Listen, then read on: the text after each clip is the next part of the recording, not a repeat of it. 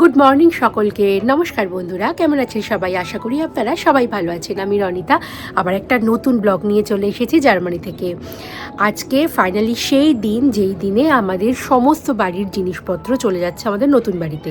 তো movers and packers আসবে এই কিছুক্ষণের মধ্যে। আর আজকে আমরা সকাল সকাল প্রচণ্ড ব্যস্ত, মানে ওই শেষ মুহূর্তের প্রস্তুতির জন্য।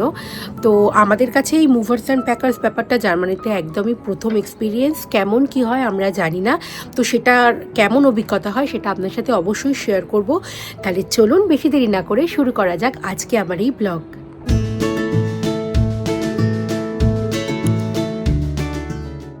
বাড়ি একদম রেডি।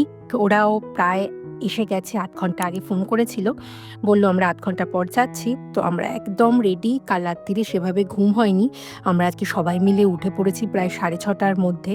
যদিও আমরা খাট নিয়ে যাচ্ছি না, কারণ খাটটা এই বাড়ির ওনারের, তো সেই জন্যই খাটটা আমরা নিয়ে যাচ্ছি না বলে চিকা ওখানে ঘুমাচ্ছে।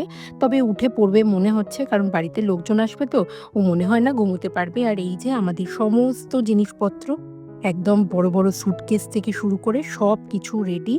তো মন খারাপ হচ্ছে যে এই বাড়িতে আসার সাথে সাথে কিছু জিনিস আমরা কিনেছিলাম, কিছু জিনিস এই বাড়ির আগের যে যারা ছিল তাদের থেকে কিছু জিনিস কিনে নিয়েছিলাম। তো সেইগুলো সব কিছু নিয়েই আমরা একেবারে ওই বাড়িতে পাঠিয়ে দিচ্ছি, যদিও আমরা এক্ষুনি ওই নতুন বাড়িতে মুভ করছি না।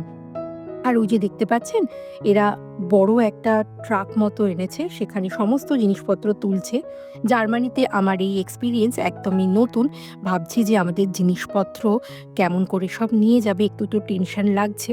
আর ওদিকে দেখছি ওরা কিন্তু প্রচণ্ড কেয়ারফুলি কাজ করছে। 3জন মানুষ এসছে, এরা সবাই লিবাননবাসী। এরা আমাদের বলছে যে এই জিনিসগুলো আমরা এরমভাবে নিয়ে যাব, এবং এত সুন্দর করে জিনিসপত্র প্যাক করছে, দেখে খুব ভালো লাগছে। এরা আমাদের বাড়িতে যা যা জিনিসপত্র আছে সেগুলো সব, যেগুলো দেখে আমাদেরকে কোটেশন দিয়েছিল 800 ইউরো। যদিও আমাদের এখানে বেড বা তোষক নিয়ে যাওয়ার কোনো ব্যাপার নেই। তো 800 ইউরো মানে ধরুন ওই ৭৫,০০০ টাকার মতো। তো দেখুন খুব সুন্দর করে ওরা জিনিসপত্র র্যাপ করছে। আমার কাছে সত্যি এক্সপিরিয়েন্স কিন্তু মনে থাকবে। এদিকে ওরা প্যাক করছে আর আমি বারবার গিয়ে দেখছি কোথায় জিনিসপত্রগুলো তুলছে। ওমা, দেখি ট্রাকগুলো কিন্তু বেশ বড়, প্রচুর জিনিস ঢুকিয়েছে, এবং ওরা এত সুন্দর করে জিনিসপত্র অর্গানাইজ করে তুলছে, ভালোই লাগছে। আজকে ওয়েদারটাও বেশ সুন্দর, এত সকাল সকাল বেশ ভালোই লাগছে। জিনিসপত্রগুলো তুলছে, ওয়েদারটাও ভালো, আর ভালোই ভালো পৌঁছে গেলেই হয়। একবার মনে হচ্ছে বাড়ির এতগুলো জিনিস এই ট্রাকের মধ্যে ভরবে কি করে। তারপর দেখছি এত সুন্দর করে অর্গানাইজ করছে, সব একদম মানে ধরে যাচ্ছে। ওরা এখন ফ্রিজটাকে গোছাচ্ছে। ফ্রিজ ছাড়া বাকি সব কিছুই চলে গেছে, ঘরটা একদম ফাঁকা হয়ে গেছে। আর চিকার টেবিলটা ভাবছি আমরা পরে নিয়ে যাব, কারণ চিকা নিজের টেবিলটা খুব মিস করবে।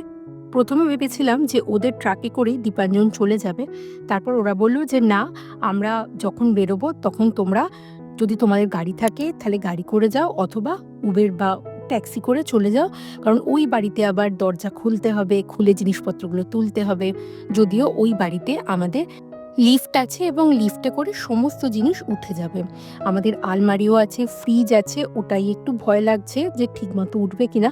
যাক, দীপাঞ্জন চলে যাক, তারপরেই বুঝতে পারবো। ফাইনালি আমাদের বাড়ি ফাঁকা। তো টিভি, ফ্রিজ থেকে শুরু করে সব কিছুই ওখানে পাঠিয়ে দিয়েছি।